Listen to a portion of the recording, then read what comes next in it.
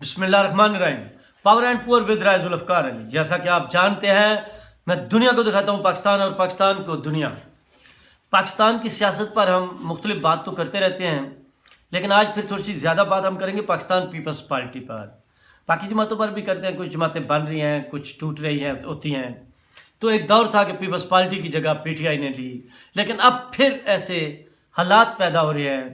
کہ P T I کی جگہ آہستہ آہستہ پیپلز پارٹی لیتی جا رہی ہے۔ عام خبروں میں لوگوں میں ایک جو تاثر بنایا گیا ہے، جس طرح بیانیاں بناتے ہیں کھوکھلا جھوٹا، بعد میں جب حقیقت سامنے آتی ہے تو کچھ اور ہوتی ہے۔ وہ اپنی جگہ پی ٹی آئی کی کسی حد تک ہوگی بھی، لیکن ٹیکنیکل طریقے سے پھر پاکستان کی جس طرح پاور پولیٹکس ہوتی ہے، تو اس سیاست میں دیکھا جائے تو پیپلز پارٹی اپنی جگہ جو ہے وہ بناتی جا رہی ہے۔ اگر آپ غور سے دیکھیں تو سندھ میں پیپلز پارٹی اسٹرانگ تھی، پھر وہ عبدالقادر مندوخیل جس طرح جیتے تھے آج سے 2 سال پہلے، مطلب وہ 6 نمبر پر پیپلز پارٹی تھی اور پیپلز پارٹی جیت گئی، نون لیگ پی ٹی آئی کو ایم کیو ایم کو بھی شکست دے کر۔ اور اب عمران خان کو حکیم عبدل بلوچ نے جو شکست دی کراچی میں، جس طرح باقی جگہوں پر عمران خان صاحب جیت رہے تھے، پھر شاہ محمود قریشی کی بیٹی کو ملتان سے موسیٰ رضا گیلانی صاحب نے جس طرح شکست دی، تو مطلب یہ حالات بالکل مختلف نظر آپ کو آتے ہیں پیپلز پارٹی کے۔ اچھا، میں آپ کو یہ بتاتا چلوں کہ میں نے آپ کو پہلے بھی بتایا تھا، آج سے 1-2 ماہ پہلے بھی میں نے اپنے پروگراموں میں بتایا تھا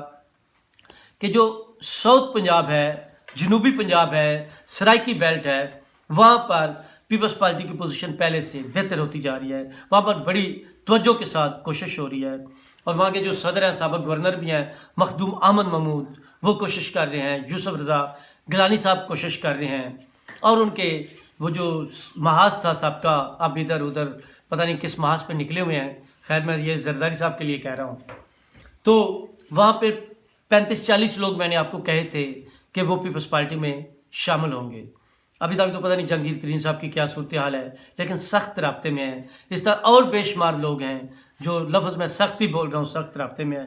اس طرح آپ نے دیکھا کہ ہر روز بلوچستان سے کوئی نہ کوئی پیپلز پارٹی میں شامل ہو رہا ہے۔ پہلے وہ اسلم رسانی صاحب کے رشتہ دار اور صاحب، آپ کو یاد ہوگا اسلم رسانی صاحب پیپلز پارٹی کے پچھلے دور میں چلے گئے تھے، رہے تھے، وزیر اعلیٰ بلوچستان بھی تھے۔ وہ کیا جو جعلی سند بھی سند ہوتی ہے، یا کتاب ہوتی ہے، یا جو بھی چیز ہوتی تھی، تو ان کا ڈائیلاگ مشہور ہوا تھا۔ پھر کو مری خاندان جو ہے وہ اگلے کچھ دنوں میں پیپلز پارٹی میں شامل ہوں گے، کیونکہ یہ بھی بلوچ ہیں، جس طرح شازیہ مری سندھ سے ہیں، پیپلز پارٹی کی ہیں۔ تو اچھا، اس کے علاوہ آپ کو یہ بھی بتا دوں کہ پنجاب، سینٹرل پنجاب جو ہے، وہاں پہ جو توجہ ہے ایک حد تک ہے، لیکن کرنی ہوگی، کیا پیکج ہے، مختلف چیزیں ہیں۔ اچھا، یہ بھی بتاؤں کہ 2-3 دن تک زرداری صاحب دوبارہ لاہور آنے کا ارادہ رکھتے ہیں۔ اس کی خیر پرویز لائی صاحب کی، اس حکومت کی، آنے والی حکومت کس کی ہوگی، اس کی وجوہات ہیں۔ پیپلز پارٹی میں بھی اس کی مختلف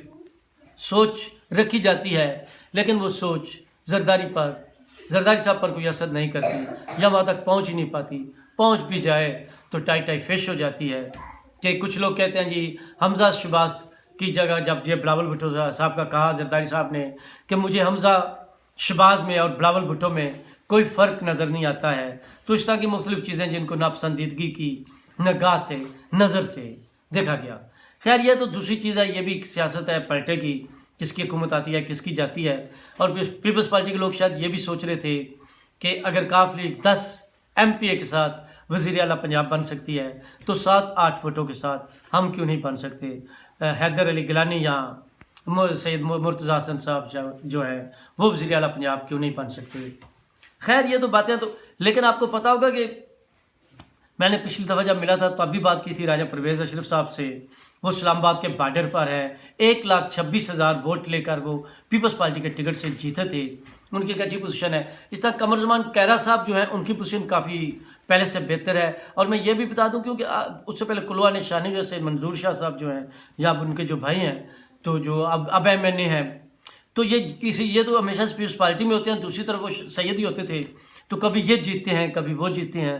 لیکن اس کے بعد چودھری جعفر اقبال آ گئے جو گجر ہیں، قائرہ صاحب بھی گجر ہیں، تو ان کا ووٹ آپس میں تقسیم ہو گیا۔ ایک دفعہ وہ ایم این اے بھی رہے، پچھلی دفعہ کے بھی اگر ووٹ قائرہ صاحب کے اور جعفر صاحب کے اکٹھے کیے جائیں تو شاہ صاحب کے جو پی ٹی آئی میں ہیں، ان کے ووٹوں سے زیادہ ووٹ بنتے ہیں۔ پھر وہ پنجاب کے صدر رہے، اس کے بعد اب پھر وہ وزیر کی حیثیت ہی رکھتے ہیں، کشمیر اور گلگت بلتستان کے وزیر اعظم صاحب کے مشیر ہیں، اور اپنے حلقے میں بھی اب پہلے کی نسبت کافی توجہ دے رہے ہیں، تو ان کی پوزیشن کافی سٹرانگ ہے۔ اس طرح سید فیصل صالح یاد صاحب جھنگ سے، شاہ جیونا سے، تو آپ کو یاد ہوگا کہ پچھلی دفعہ بھی وہ الیکشن 5-6 ہزار سے جیت چکے تھے، ان کو ہرایا گیا تھا سید فیصل صالح یاد صاحب کو، تو اب وہ پوزیشن نہیں ہے، اب وہ ہوائیں فضائی نہیں ہے، اب وہ ہاتھ نہیں ہے، اب وہ ہاتھ اس کے الٹ ہے۔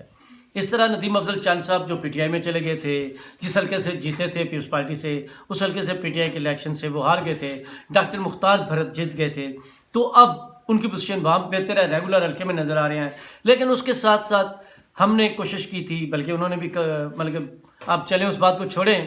کہ ندیم افضل چند اگر منڈی بہاولدین والے، ہمارے والا جو NA 79 حلقہ آ جاتے ہیں، تو یہاں پر ان کی بہت زیادہ مقبولیت ہے،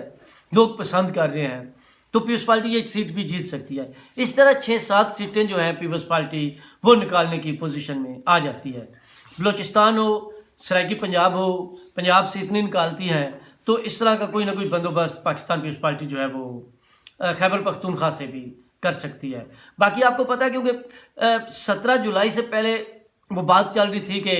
نون لیگ کی ٹکٹیں جو ہیں وہ بکتی ہیں، تو نون لیگ کی شکست کے بعد یہ طرز عمل، یہ سیاست، یہ کچھ چیزیں، اس کے علاوہ اور بھی بہت سی خیر چیزیں ہیں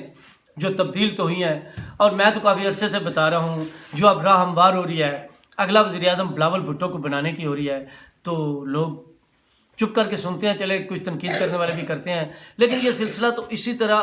چل رہا ہے۔ لیکن اب تو ان کو بھی وہ جو زمان پارک میں بیٹھے ہیں نا عمران خان، ان کو بھی محسوس ہو رہا ہے، کل پرسوں بھی کہہ رہا تھا جی یہ پیپلز پارٹی کو وزیر اعظم بنانا چاہتے ہیں، یہ پیپلز پارٹی کو سٹرانگ کر رہے ہیں، اور بلاول بھٹو صاحب کا ان کو اکثر مسئلہ ہوتا ہے، وہ جی ادھر جا رہے ہیں، ادھر جا رہے ہیں، دنیا میں پھیر رہے ہیں، پتہ نہیں کتنے ارب پہلے کہہ دیا کہ وہ خرچ کر دیا، کیونکہ عمران خان صاحب کوئی تحقیق تو کرتے نہیں، ثبوت تو لاتے نہیں، جو ان کے کان میں کوئی پھونکتا ہے تو وہ